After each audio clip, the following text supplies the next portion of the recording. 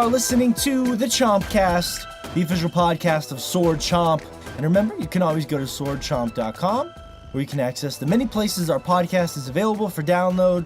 But if you're listening to the show right now, that means you found us. So welcome to the madness that is the Chompcast. Also, don't forget, if you want to support the crew, we are on Patreon finally. www.patreon.com/swordchomp.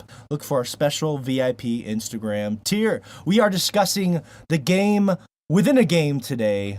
The video game Inception, so to speak. As our topic of the show is minigames. From Gwent to fishing to blitzball and everything in between. This is a topic we've wanted to do for quite a while, so that should be a lot of fun. From mini games to mini topics, we have a plethora of polls to discuss, including what our listeners think the best looking console game ever is. Twitch E3 Sword Chomp shows. Yeah, that's right. Twitch E3 Sword Chomp shows, maybe. Talk about that in a little bit. Steph Curry and the Warriors. White sauce versus red sauce on pizza, which is something I'm sure Josh is going to want to lay into there. So lots of fun polls to discuss. Let's see. Oh, we also have a really cool bio break this week. No, look, we don't want our listeners falling asleep on us.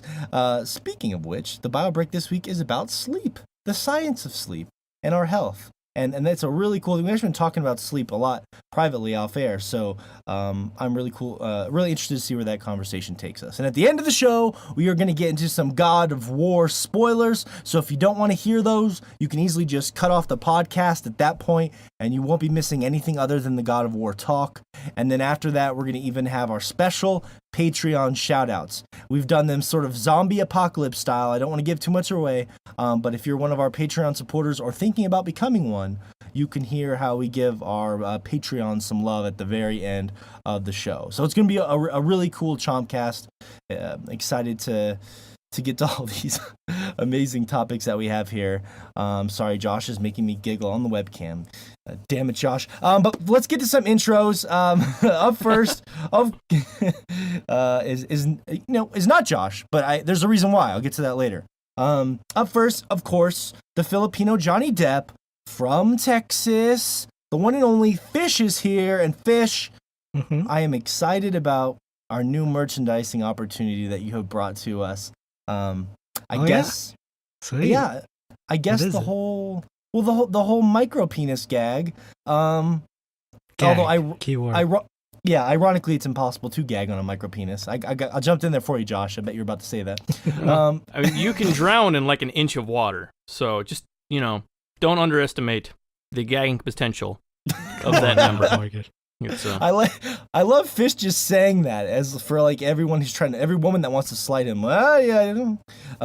It's very threatening sounding, but no, that's a good point, Josh. And a good slogan we should remember. Anyway, Fish. It's opened up a cool merchandising venture.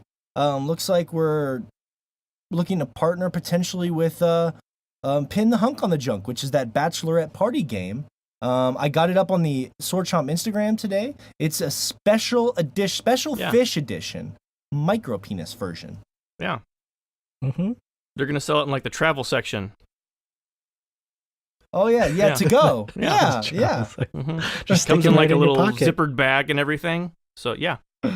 Yeah, that's exactly. I mean, Fish, how you feeling about this whole thing? I mean, it's exciting. It's probably a little nerve-wracking. I mean, how you feeling about it? The thought of bunch of people playing Pin the Junk on the Hunk, a mile high up in the sky on an airplane just tickles my fancy. A traveling bachelorette party. They're all just. Well, it should tickle your fancy.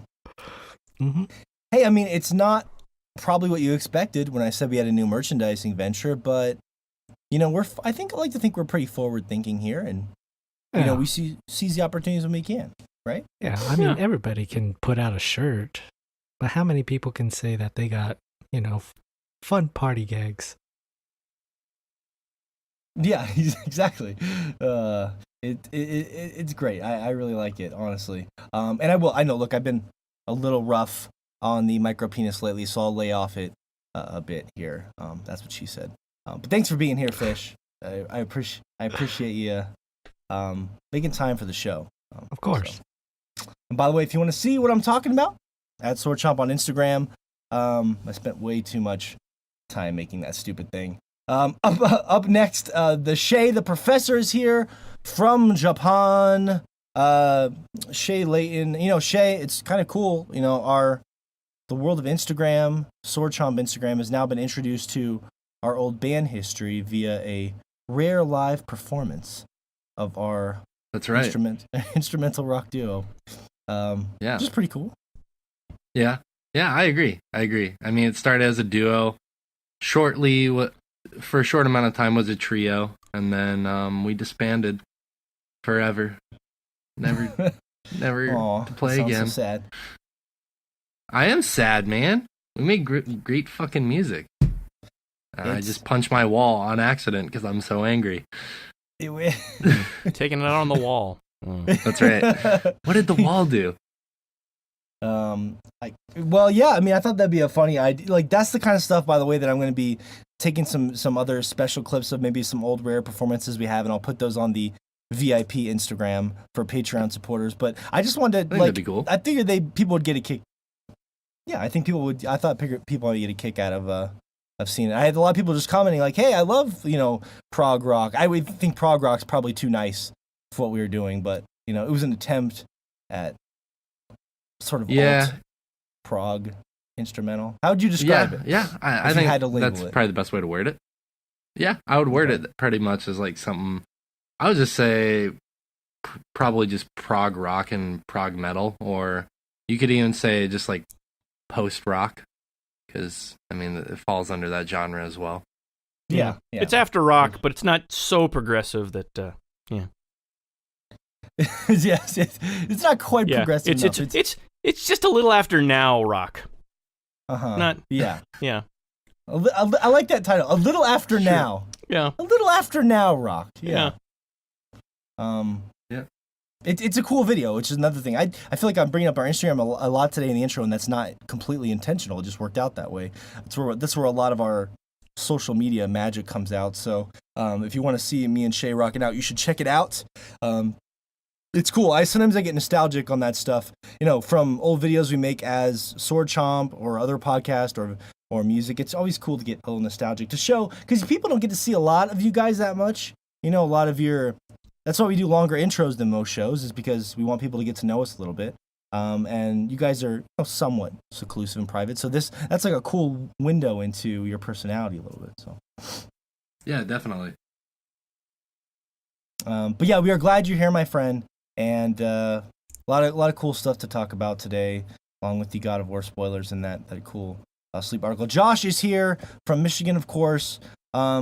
Josh, from what I was hearing, talking to the company that made the Pin the Hunk on the Junk game for Fish, it was actually the opposite problem. The reason they couldn't feature you is because they just didn't have enough material for your junk. So it just wasn't cost effective to produce, junk of that caliber on a regular basis. So yeah, well, the issue is just there are only so many companies making scrolls anymore. It's just not cost effective in this day and age. Right. To find a good scroll maker. Yeah. Especially when you go to the scroll maker and you tell them what you actually want them to make, and they look at you with a little puzzlement in their eyes. Yeah. Plus, a bunch of drunk women or men, trying to unroll this scroll like, junk is, not the best idea for a drunk party either. So there was a lot of logistical issues they were running into. Yeah, I do have an exciting deal with the makers of Fruit by the Foot. Fruit coming in the next, okay. Yeah. You're right. There were designs on Fruit by the Foot, weren't there, that you would like tear out? Yeah, they had okay. I think at some point they had like tattoos or some nonsense that you could like on the back of them. They've done a lot of weird stuff with those. The 90s were a strange time. Yeah, they were. Yeah. I haven't eaten a Fruit by the Foot in probably 10 years, but I don't remember the last time I've had one of those. It's been a long time. I don't think I've ever gotten any for my kids. Now that I think about it. Yeah, I just weirdly enough, I don't trust my kids with all that sticky nonsense. I mean, right? that's a lot of sticky going on there. Yeah, I've been fairly careful with what I give my kids after one of them decided that peanut butter would be a great thing to put inside a GameCube. Well, that's probably not the best idea. Yeah. I got to give them points for creativity. Like, that's not where I would have put peanut butter. Right? But maybe to their kid's mind, that GameCube looks sort of like an easy bake oven or something like that. Something like that. Yeah. Flip open top. Yeah. Well, that's a tragedy. Yep. I mean, well, luckily, Nintendo is one of the few companies that said backwards compatibility was a thing, so I can still play all my GameCube games. But yeah, I don't have that original GameCube anymore. Yeah. Because of the peanut butter incident. The peanut butter incident of 2012 or whatever it was. It's funny when you mentioned that, Josh, like old 90s food, just made me think of like Tang. Like I sometimes I'll get the most random cravings for Tang. It's delicious. I don't know why. It's just like random. Like I need Tang in my life. Yeah, I need something to calm the chills. You just start shaking and realize you need a glass of Tang and a Slim Jim. Oh man, now we just need like a list of all the great 90s foods that we could find, all the weird 90s foods. Slim Jims are around and kicking. Somebody's still eating those. I have no idea how. Yeah. Like, I haven't seen if you've been eating Jim, those since the 90s, you have no stomach lining anymore. It's just... No. Yeah. They have to have a new customer base every, 6 months or so with the product they're selling. So it's amazing they're still around. You know what? I was supposed to go fishing tomorrow, Josh, and I think I'm going to get a Slim Jim now because it feels like the right food to eat when you're fishing. Yeah. Nice. I think Vienna sausage are really the thing you want to bring fishing with you because if you run out of bait, you can just stick that right on the hook. That's a good point. Well, that's true. When I was a kid, we used to use hot dogs to catch bass in Illinois. So you'd be surprised what you could use. Yeah, we always had a couple tins of Vienna sausage on the canoe with us.